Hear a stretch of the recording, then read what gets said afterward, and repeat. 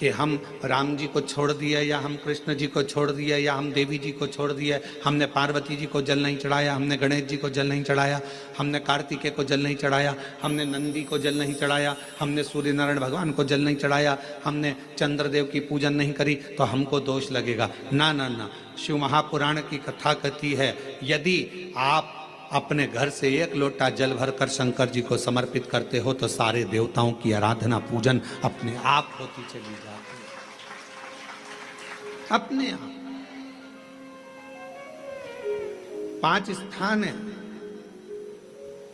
जहां पर भगवान शंकर को चढ़ा हुआ जल यदि हम लगाते हैं तो हमारे 9 ग्रह, चाहे शनि हो, चाहे राहु हो, चाहे केतु हो, चाहे बृहस्पति हो, सारे ग्रह हमारे अनुकूल हो जाते हैं। 5 स्थान बताए और बड़े सावधानी से स्मरण करिएगा उन 5 स्थानों का। शिव जी पे चढ़े हुए जल को यदि हम झेल कर अपनी नेत्रों पर लगाते हैं,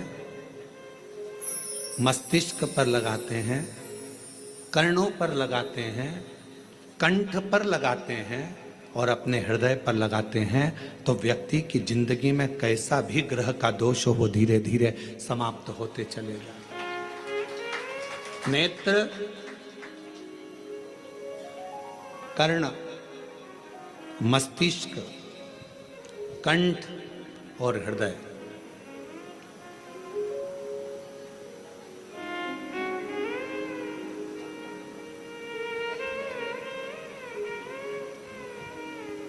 ये 5 स्थान इससे बता दिए शिव महापुराण में, जिन पर शिव जी के चढ़े हुए जल को हम केवल मात्र लगा लेते हैं तो उससे भी हमको फल की प्राप्ति हो जाती है।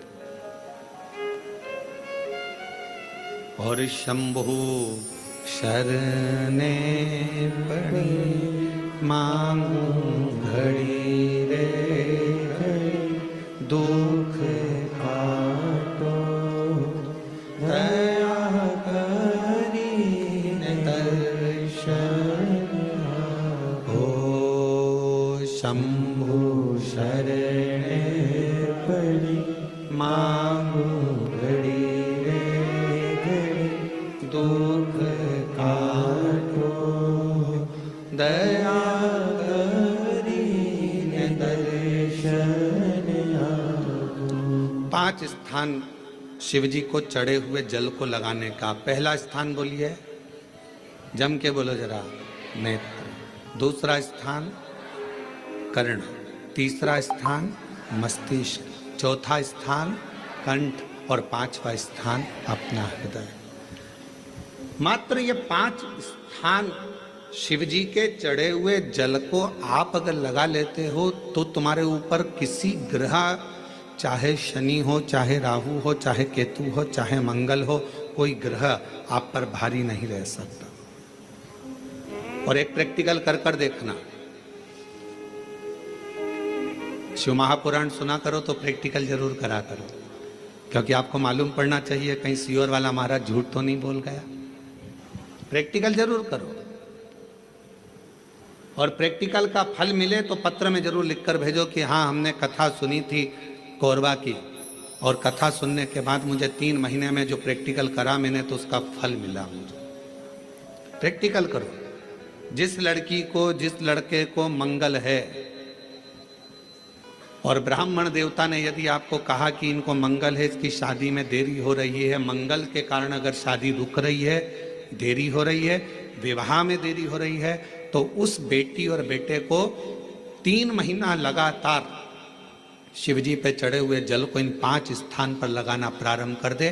3 महीने के बाद वो खुद कहेगा कि हाँ हमारा संबंध जम गया, हमें मंगल से कोई दोष नहीं लगा। स्वयं शिव कृपा करते हैं, स्वयं शंकर करुणा।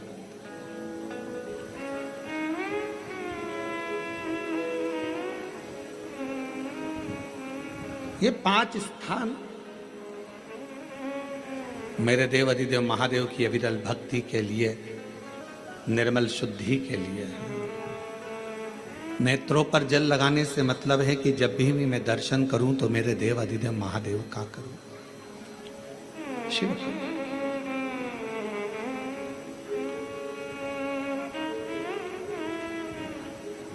कंठ पर जल लगाने से मतलब है कि मेरे मुख से जो वाणी निकले, और मान लो मेरे मुख से कोई अपशब्द निकल गया तो किसी का बुरा ना हो जाए। कर्णों से जल लगाने से मतलब है कि मेरे कानों के माध्यम से जो शब्द मेरे अंदर जाएं वो मेरे जीवन का कल्याण करें। मस्तिष्क पर जल लगाने से मतलब है कि मेरे भगवान के चरण का जल, उनकी रज मेरे सिर पर चढ़ी रहे और मेरे जीवन में कभी अहंकार ना आए। हृदय पर जल लगाने से मतलब है कि मेरे हृदय में भगवान शंकर के चरणों का वास नित्य प्रतीत रहे। हमेशा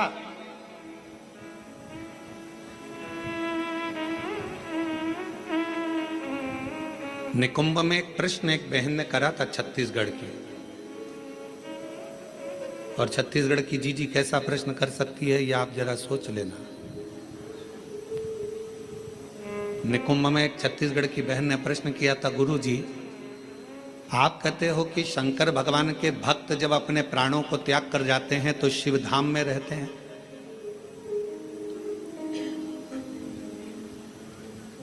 और हमने नेट पर सर्च करा तो पूरे विश्व में 70% मनुष्य शिव के भक्त हैं, केवल 30% मनुष्य ऐसे हैं जो अन्य भक्त हैं। हमने नेट पर सर्च करा तो 70% मनुष्य भगवान शंकर के भक्त हैं। तो वो महिला ने प्रश्न करा निकुंभ में कि जब 70% शिव जी के भक्त हैं तो इतने मर मर कर वह कैलाश पे जाते होंगे तो वो तो पूरा ही भरा गया होगा।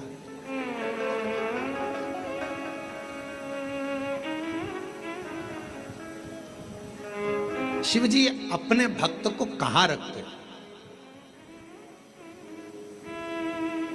भगवान शंकर अपने भक्त को कहां रखते हैं?